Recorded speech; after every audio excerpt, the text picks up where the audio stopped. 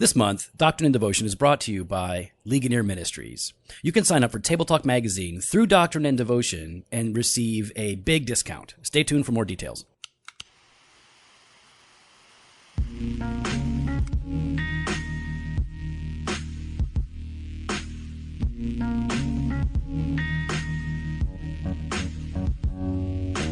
Welcome to Doctrine and Devotion, a podcast exploring Christian faith and practice from a Reformed Baptist perspective. My name is Joe Thorne. I'm the lead pastor of Redeemer Fellowship in St. Charles, Illinois. And I'm Jimmy Fowler, executive pastor at Redeemer Fellowship. Where you been? Where have I been? I've been I have around. not seen you in a long time. I've been working. Yeah, I know. Gee, yeah, I was on vacation. Went on the houseboat. Another vacation. It was my second, third. It was there. Can I get a fourth? Can I get a fourth? Yeah. No, I think it was your first vacation of the year, and it was a short one. It was a short one. Just a weekend getaway. Yeah. Nice and fun. It was good. Kids loved it. I loved it. Michelle loved it. It's good. Got a lot of sun. Oh gosh, I just stood out in that sun. Yeah. You could see it. I hate just that. right there. Oh, what do you mean you hate it? I don't like being in the sun. Yeah, No, I don't. Where'd you get that sunburn from? I don't have any sunburn. Yeah, right there on your nose. It's all red and puffy. All right, so for some reason, in my mid to late 40s, I started getting pimples again. I haven't had. What are you going to bring it up? Nobody cares. Nobody can see. You're the only one that can see it. I got a zit on my nose. Gosh. Growing up's hard. You know, it's like time for change. Look, so I got a little. My wife's like, there's stop. no little. She's like, stop touching your nose. I'm like, yeah, No, it looks like you irritated it. Yeah. Yeah, That's pretty irritated. Yeah, it's And irritating. Yeah, I'm feeling a little irritated right now. Gosh. All right. Well, you went Do you on use some sunscreen or anything for that, or like no. nothing? I need what do you call those things? Oxy pads? Like you wrap them on your nose? I don't know. I haven't been 16 for a long time. Yeah. Well, I've gone back to it. Oh my gosh. Yeah. So how have things been for you, Joe? As you've been developing from my outbreak, yeah, no, it's been good. I took the family into Chicago just for a couple days, all day Monday, all day Tuesday. Came back Tuesday night, and we just did, Navy Pier and museum and Chinatown. Looked like a lot of fun. And the kids had a really good time, and it was a lot of fun. So. Came back, and so I didn't see you on Tuesday because I took Tuesday off. Yep. Then you were working, of course, and so I get to sit down now and hang out. It's Get to chill. Feeling good, man. Feeling good. Getting back into the 1689. Oh yeah, 2.2. Yep, chapter 2, paragraph 2. Looking forward to it. You want to read it? Yeah, I'll read it. Are you sure? Why wouldn't I? Okay. Well, you sounded a little. No, I can't tell if you got a. Couldn't tell if you had a joke coming up. Here we go. No. Why would I don't know. You never know. You say listen, things. You are like super sensitive right now. I knew all that. I knew it. I couldn't get to it fast enough. Go ahead. No, you do. Okay. God, having all life, glory, goodness, blessedness in and of himself, is alone in and unto himself all sufficient, not standing in need of any creature which he hath made, nor deriving any glory from them, but only manifesting his own glory in, by, unto, and upon them. He is the alone fountain. Yeah, he is the alone fountain of all being, of whom, through whom, and to whom are all things. And he hath most sovereign dominion over all creatures, to do by them, for them, or upon them, whatsoever himself pleases. In his sight, all things are open and manifest. His knowledge is infinite, infallible, and independent upon the creature, so as nothing is to him contingent or uncertain. He is most holy in all his counsels, in all his works, and all his commands.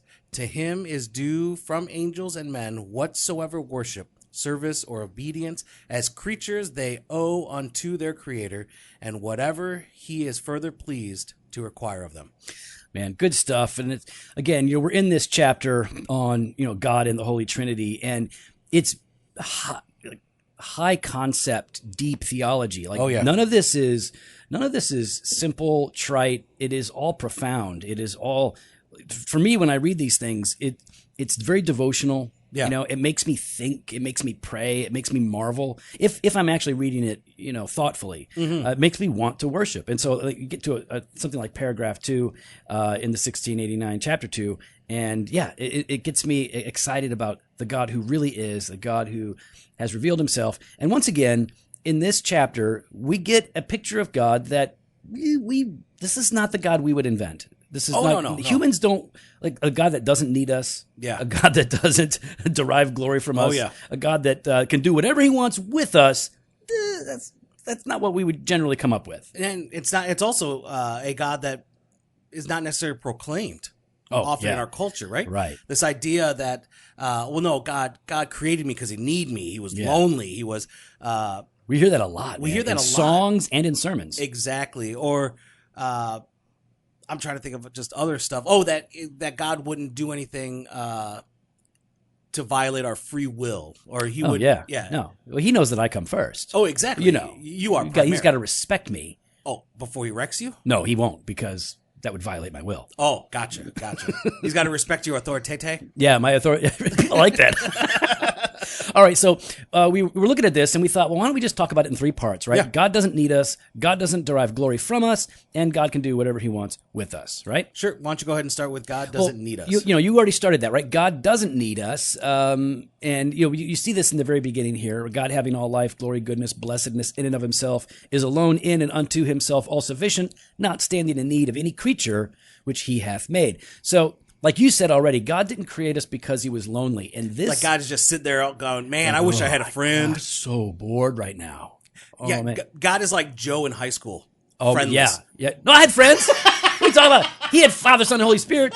It was me and JD and Scott. That was me in high school. It was me and JD and Scott. Yeah, come on now. And we would be bored. Your imaginary friends. No, those were real. Bob was my imaginary friend. No, your stuffed animals. Yeah, I didn't have stuffed animals. Oh, come on now, Joe. No, I had Joe. I had listen. Joe. I had, like, well, you could call them stuffed animals, Joey. but they were more like prosthetics, like zombie corpses and like severed heads. That's the kind of stuff I had in my room. Somehow I believe you. You know, in fact, when I was this is true. When I was in grade school, on my shelves were a variety of ceramic skulls. Some of them were wearing Nazi helmets. Some of them What just is were wrong like, with you? That's what I was into. Nazi helmets? You were into Nazi? No, I was into skulls, and these were like severed heads of bad now Nazis. it all makes sense. Yeah. Now it all makes sense. Right. The way you think. Yeah. Now I get it. Yeah. See, Racist. No, that was dead Nazis. Dead Nazis. Who doesn't like dead Nazis?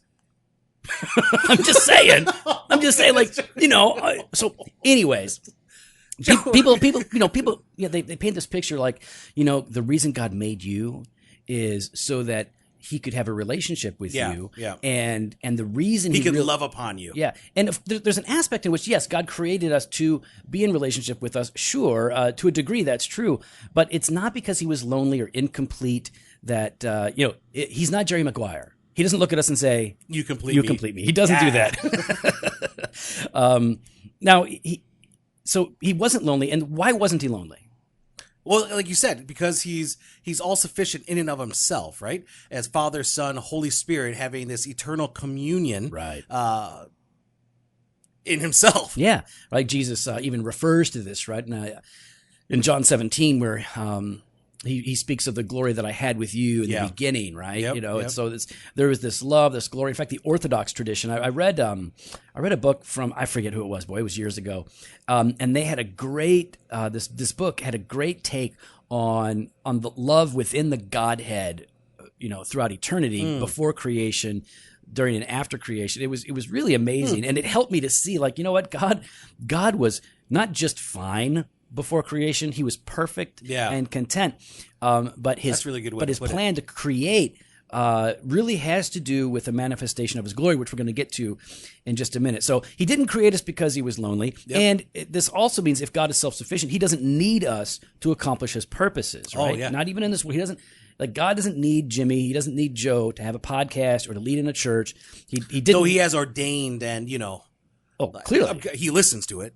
It's his favorite podcast. Yeah. I don't. He gave us a 5-star review. Did he? I think so. Okay, because I know we got a couple of 1 stars. I don't believe that was. Was that the devil? That was. Yes, okay. He was. I think or Tijuana Smalls, either Tijuana, one. oh man, I would love for him to leave a really awesome review for Oh, us. Like man. awesome meaning 1 star. No, I mean, no. like, that I would be agree. great. I agree. Hey, I would post that. TJ, if you're listening, Please. or if one of your, you know, if one of the 10 people in your church are listening, would you do us a favor and leave us a 1 star review? Yeah. That would really be awesome. Oh man, yeah. I'd post that sucker. I'd print it. So, okay. So if God doesn't need us to accomplish his purposes, I mean, how do we reconcile that with the idea that, you know, we're called to share the gospel, and without us sharing the gospel, people aren't going to get saved? How do we reconcile all that? Well, I mean, because while we say, you know, God doesn't need us to accomplish his purposes, though in God's grace, he chooses to use us to do so, right? Like we're allowed to, you know, participate in the work of God. Yeah, and I think that it's grace, right? Yeah. It's a gift. God, the fact that God chooses to do so does not mean that he is required to do so. Yeah. And so, yeah, I think that it should humble us. It should excite us. God could, send angels to proclaim the gospel in such an effective manner and sovereignly, so that people are saved, and that there's no delay and all of this. But the fact that he's using broken, sinful, corrupt, crooked people, right, and to a large degree, to preach, to teach, to love, and then to see God, reap that harvest through us. Like we just looked at that passage here at Redeemer in Luke chapter 10, where Jesus sends out the 72. And what does he say? He says, the harvest is plentiful, but the laborers are few. So pray that the Lord would raise up more to go out to be like, man, that is amazing. So on the one hand, the fact that you have to pray that God would do it means it takes God to do it. Yeah. But he's still graciously using us. I love that. It's a kindness. So in the end, what we're saying here, that if God is truly self-sufficient, all-sufficient, not standing in any need of any creature that he has made, then it means that he is not like us. He's not like you and me. Oh, no.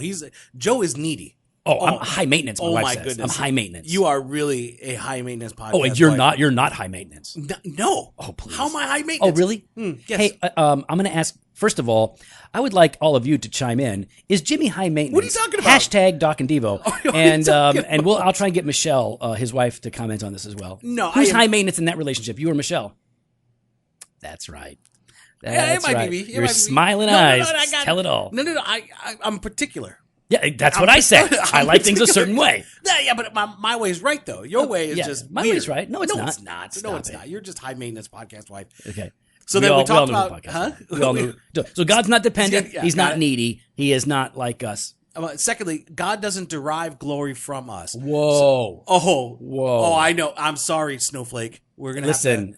You are not the center of the universe. How can God be glorified if I don't glorify him? That doesn't make any sense. What is it? I'm saying, like, this is the idea that, because we talk about glorifying God, right? Because, and John Piper has done a good work in pushing this idea of the glory of God as man's chief end on the popular level. But sometimes there's still a lack of clarity around this, around, how it is that we glorify God, what God's glory is, and all of that. So it's easy to get confused. Yeah. So the 689 continues. Nor deriving any glory from them, but only manifesting his own glory in, by, unto, and upon them. He is the alone fountain of all being, of whom, through whom, and to whom are all things. So, I mean, as we're talking about, like, some of the questions, Joe, we're talking about is, like, what is God's glory? So when we're talking about God's glory, Scripture oftentimes represents it as brightness, right? Blinding light. Theologians will sometimes talk about it as the weight of God's being. Yeah, the weightiness. The way that I've explained it quite a bit here at Redeemer is that the glory of God is, in one sense, the beauty of God, the manifested beauty of God, or it is the reflection of all that he is. Yeah. Right? So, who is God? What is God, right? A spirit, infinite, eternal, and unchangeable, and so on. And the more you understand who God is, or the more God reveals himself, the more his glory can be seen or enjoyed or reflected. So I think it's simple enough to say that God's glory is all that he is, manifested or reflected, or it is his beauty. And because I think that makes sense to me, and I think it makes sense to a lot of our people, better than saying the weight of his being. Yeah. The weight of his being is fairly abstract. So then you're using that word manifest, right? So how does well, it's not Woman Fest, that's for sure. Oh my goodness. Yeah. That was at the TGC conference the other day. That was Woman Fest. Oh my goodness.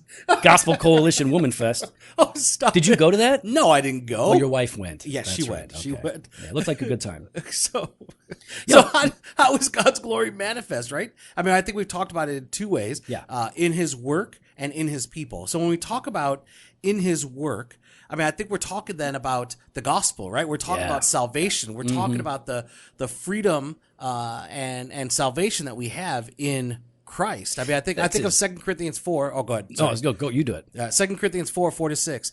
In their case, the God of this world has blinded the minds of the unbelievers to keep them from seeing the light of the gospel of the glory of Christ, who is the image of God. For what we proclaim is not ourselves, but Jesus Christ as Lord, with ourselves as your servants for Jesus' sake. For God who said, Jesus' sake. Jesus. Apostrophe. When there's an S and then apostrophe, you don't go Jesus is. You just say Jesus. Not Jesus is. No, go ahead. Jesus' sake. Bless you. For God who said, let light shine out of darkness, has shown in our hearts to give the light of the knowledge of the glory of God in the face of Jesus Christ. Yeah. Bam.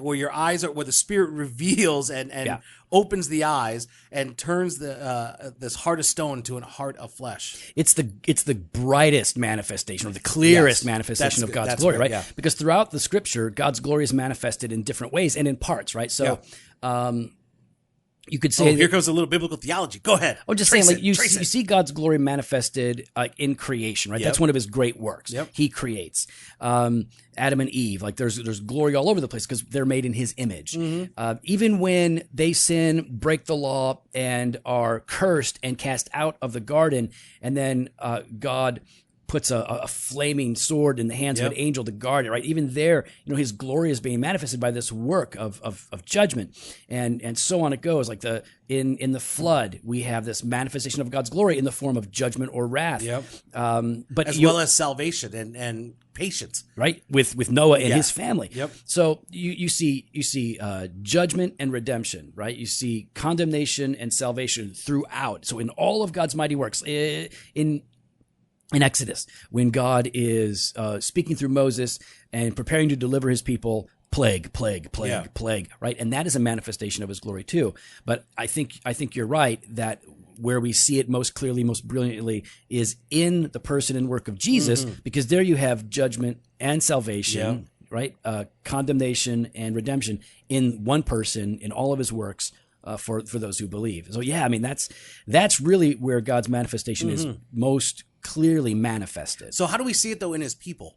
I mean, we talk about like salvation to lesser degrees, but I mean, I'm talking more like we are that reflection of God's glory, right? To a sinful world and to each other, right? That's why it's important when we talk about community, when it's not just about the corporate gathering, which is very important. I don't want to try to downplay the Sunday morning gathering, but there are other opportunities where you get to speak into other people's lives and to share the gospel with your believing friends as well as with your non-believing friends.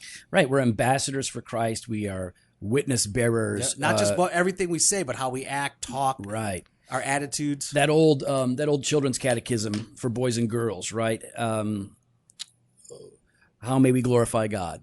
Right, is the question. And do you remember the answer? Hold on. By loving him and doing what he says. Right? Basically, that's what it says. That's basically, right? I remember. I can't remember. By loving exactly. him and keeping his commands. That's something it, like that. Yeah, I don't know that I could quote it either. So, I mean, that's a really good way of saying it, right? So, in all that we do that is in conformity to his will, and in all that we do that reflects his character, we are manifesting his glory glorifying God. We don't add to it because his glory is who he is. You can't add to who he is. Oh, no, that's it. He is, but we can reflect that. We're like little mirrors. Yeah. And so when people catch a glimpse of it, they're like, wow, what is that? And you don't even have to be a believer to reflect an aspect of God's glory. There you go. Right? Yeah. I mean, to a lesser degree, and you're not doing this intentionally. You're not doing it with faith. Right. And so it doesn't please God that, but people are still made in God's image. And so when my dad, before he was a believer, was so patient with me when I was just a terrible kid, Mm-hmm. that his patience and long suffering with me was a reflection of the character of God. Yeah, and absolutely. he was able to do that because he's made in God's image. So to greater and lesser degrees, we do reflect God, and as believers, we're called to do so intentionally. Everybody's called to do so, but as believers, not only are we called to do so, but we are empowered to do so because we have the gift of faith, and what we do in faith does please God. So by loving Him, keeping His commands, sharing the gospel, which is, all of that falls down into keeping His commands. I mean, Joe, there's one other manifestation of the glory of God. Well, there's many. There's many, but there's one in particular I'm thinking of. It's got to be a good one then, because you don't think of what's if the gospel is the greatest manifestation. Gospel is the greatest. Okay, so what's below that somewhere? What's below that somewhere? Table Talk magazine. Oh, Yes, man. I agree. Yeah. I concur. You concur? Is that because you wrote for it? Is that why? Well, or you've written for it? Yeah. Is that why? Many times. No, it's not why I agree. Oh, okay. It's why it's so glorious. Oh, that's so it is. It is what it is. So Legionnaire Ministries is sponsoring the podcast for the month, and so listeners of Doctrine of Devotion can get 15 months, actually up to 18 months, if you do the free trial first. The free trial first. 15 months of Table Talk magazine for the price of 12 months. That's 15 months of Table Talk magazine for $23. $23. $23. No, you can't even get much for Table Talk. You can't get anything for $23 today. What can you get for $23? You can get 2 cigars. 2 cigars. 3 cigars. 2 old fashions. 3 old fashions. Depends where you get them. Depends on where you go. Yeah. So not a lot, but over a year of Table Talk magazine every month. Daily devotionals. Amazing articles, and it looks good. You can get it on your iPad. Yep. If they sign up, good job. They get the whole back catalog, like for I don't know how many years back. Dating back to 2012. So 5 years back. That's nuts that you would have digital access to all of those years. Oh yeah, for $20-something. It's $23. So you get 15 print issues delivered monthly at $23. Digital access to current and past issues dating back to 2012, and an effective plan for reading through the Bible in 1 year. So they ain't doing that. They need to. They're not doing it. They haven't been reading the Bible in a year. Table Talk will help them. Exactly. So, you want to head on over to drdevotion.com/Table Talk and make sure you sign up and get on it now. Yeah, do that. It's glorious. So we can glorify God through loving Him, obeying Him, keeping His commands. Getting Table Talk magazine for sure.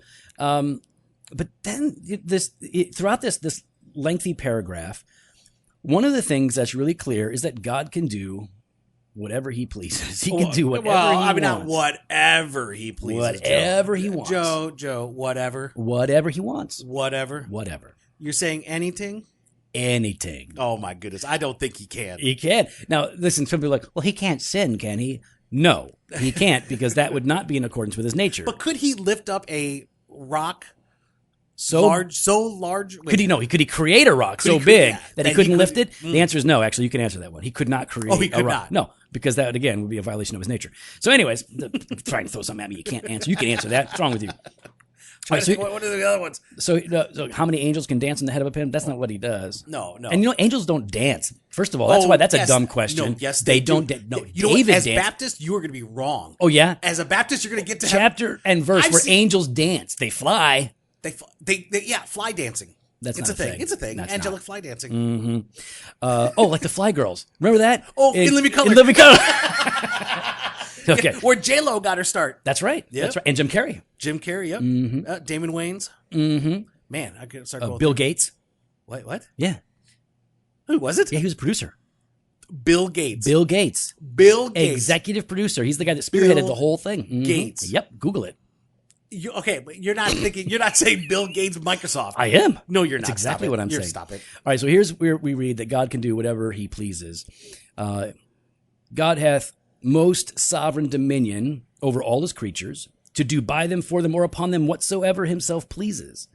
In His sight all things are open and manifest. His knowledge is infinite, infallible, and independent upon the creatures, so as nothing is to Him contingent or uncertain. He is most holy in all His counsels, in all His works, and in all His commands. To Him is due from angels and men whatsoever worship, service, or obedience as creatures they owe unto the Creator, and whatever He is further pleased to require of them. God can do as He pleases. Why? Because He is good. Because He is holy. Like everything that God does is good and holy. And it's not because he is conforming to a standard outside of himself.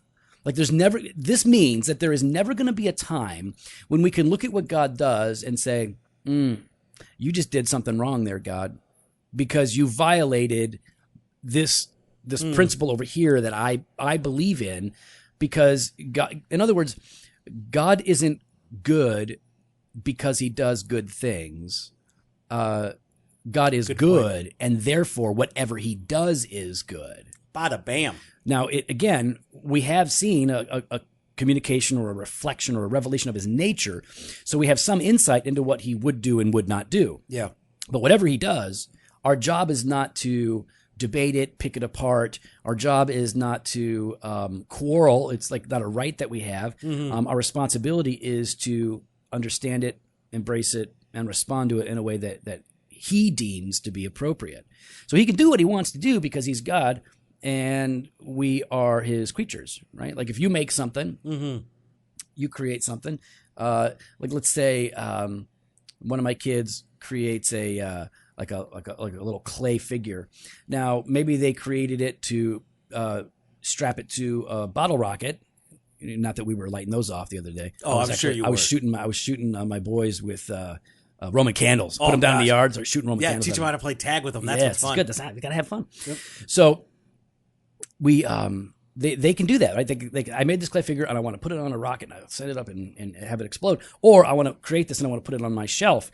Whatever they want to do with it, they can, because they are the creator. They own this thing. Now it's more complicated and it's more significant when we're talking about God creating sentient beings, right? People who are made in his image. It's a much bigger deal. The stakes are higher, but the principle is the same. He can do what he wants with his creatures. They are his. They belong to him, and we have the confidence of knowing that whatever he does is good. Oh, yeah. It's not bad. And I think adding to that, God can require of us whatever he desires because of who he is, right? Yeah. And so I think sometimes we say, okay, it's not just that God can do whatever he wants with us, but there's all the other aspect. God can require whatever he requires of us. Oh, I know. Joe hates that. Joe's libertarianism don't like that. I don't like people telling me what to do. Oh gosh, I do not like that. Oh, it's so awesome. Don't tell me. I love. You could ask me. No, and I'll do it. If you ask me, I will probably do it. No, you won't. Oh yeah. No, you. Of course, if I get asked. No, you don't. Name one thing.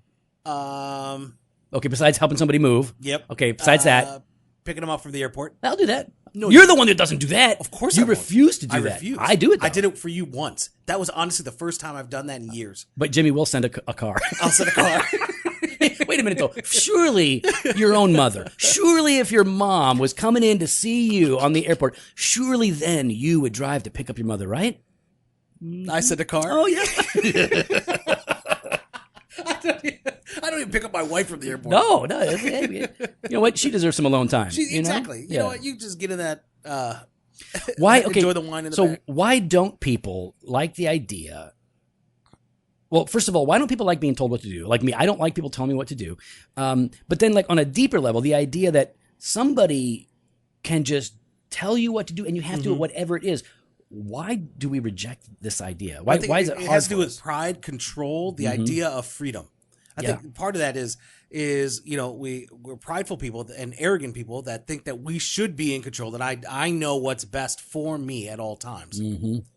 Yeah, so the idea, like when you go into the military, right? Now, I was not in the military. I have family members who have gone in and served in the military, and I have great respect for the military. One of the things that you learn when you go into the military, from what I've come to understand secondhand, is that you learn very quickly, or you're out, that you will do what you are told, when you are told, and how you are told, and they have to break you down and teach you how to become an obedient soldier, because you're not wired that way. No, you're not naturally. Some people are raised that way, and so it's a good fit. But a lot of people, a lot of Americans, you get in there, they shave your head, they dress you all in the same uniform, and your individuality becomes a lot less important than the group that you are now a part of, because you have a specific mission, task, goal, and responsibility. And so, like, you have to learn not to, like, listen, don't question my orders when I'm giving them to you, because I know what's best. I have this rank and this responsibility because of my experience, my pedigree. And so when I tell you to go, I need you to trust me and do what I tell you to do. So it's very much like that in in a lot of realms of our experience in our life, but especially with God, he can tell us what to do, and he knows what's best, and whatever he tells us to do is good. Military can make mistakes. Oh, yeah. Police can make mistakes. They do. Yeah. God does not. So however confounding or confusing it is, our responsibility here as his creatures, especially as his redeemed creatures, is to say, let's do this. I don't understand it. God, this is going to be hard. I don't even know if I can actually do this very well, but you're calling me to do it. I'm gonna go. Yeah, let's get going. And we're not talking like blind faith, right? Like we're not just talking about being naive. And I think that's what's kind of important here is that even though we're called to obey, I'm trying to word this right because I know it sounds like it's not that you're owed an answer. That's by no means what I'm referring to.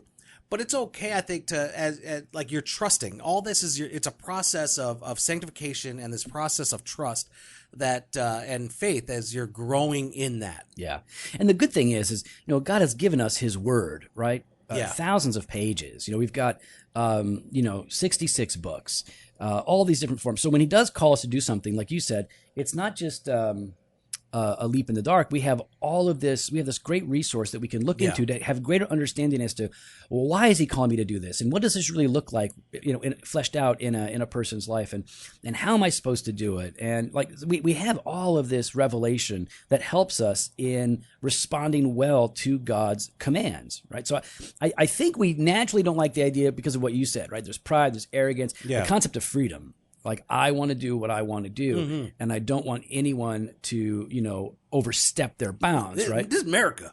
Exactly. And really, the principle of America, at least is supposed to be, that the government, stays out of your business as much as possible. Right? They're not, Tell them, Shapiro. They're not supposed to be meddling. Stop it. They're not supposed to be meddling. Now, but when you're talking about God, that's not the same thing at all, because God owns everything. He is not our servant. We are His servants. That's right. So, when I look at this, it's a very high view of God. Oh yeah. Who doesn't need it's needed. Well, I mean, a high view of God has an impact on a lot of things, right? The way we talk about God, the way we respond to Him in worship, how we do evangelism. All of these things are interconnected. So a high view of God, meaning when we say we have a high view of God, it is a view of God that is exalted above man, so transcendent. He is holy and worthy, therefore, of respect, of worship, of obedience. And this is one of the things that was impressed on me early on, that these small views of God, these views of God that are more man-centered, that forego the transcendent nature of God. They're not inspiring. They're, the small picture of God, the small view of God makes God maybe a little bit better than us, but how does a God who is not absolutely sovereign, absolutely holy, who knows the beginning from the end, who can do whatever He wants, who doesn't even need us, but chooses to love us and to save us and to use us? How, unless we have that view of God, how are we supposed to be moved or inspired to respect Him, to obey Him? It's like, if you have a boss who is a total flake and they're, inconsistent and they're not very good at their job, you're going to show respect out of, responsibility in the nature of your employment, but you're likely to quit. Hopefully you'll get promoted over that guy. But you're not going to be inspired, right? No. You're not going to be compelled on his character. But when we see who God is, a la 1689:2:2, then we begin to see a God that is truly worthy, right? Worthy of all that we are. I think that's one of the that's the big takeaway for me as I look at this chapter. Well, we'd love to hear what you guys are thinking, what takeaways you're getting. You can follow us on Instagram and Twitter at Doc and Devo, or on Facebook /Doctrine and Devotion. You can head to the website, doctrinedevotion.com. There you can contact us. You can sign up for the email blast or hit up the store, jofostore.com, and grab some gear. Do us a favor. Head on over to iTunes, though, and leave us that honest 5-star review. Joe needs it. I feel incomplete. I feel... not just incomplete, I struggle with a sense of identity. Do you? When I don't get at least one 5-star review a week. A week? A week. I need one a week. One a week. You know, that puts gas in my tank to hold my head up high. Oh, there you go. Mm-hmm. Otherwise, you're going to quit the podcast? And more, yeah. What does that mean, and more? Well, it means, like, if I'm not getting 5-star reviews... What does that mean by... If I'm not getting 5-star reviews with you on this podcast... You're going to quit me? Yes. It's not just a podcast, dude. That's not You're supposed to complete me. That's not funny. I'm at least a 2.5 star guy. No, you're not. So, yes, I am. No, so you're both not. of us, 5-star. No. Yeah. I'm 2.5. Well, actually, you're 3 stars. Yeah? Yeah. No, you got a half star for the pimple. Oh... Fresh pod every Monday and Thursday. Nice. Blog post on Wednesdays. Video content when available later. Go powder it. Stop it.